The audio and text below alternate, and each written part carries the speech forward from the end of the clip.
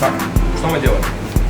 Отделяем с краев, разделяем между собой и забираем наш один созревший шарик. При этом стараемся его не всегда, как только один забрали, обязательно накрываем, чтобы не заветривался. Заветривается моментально. С сухой стороной, то есть всегда вверх, всегда вниз. Накрыли.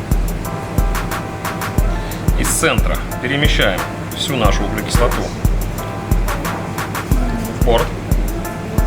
И в борт мы больше не лезем.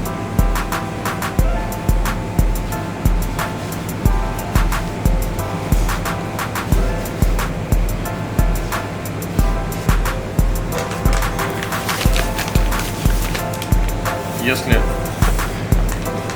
плохо катается, катаем на чистый.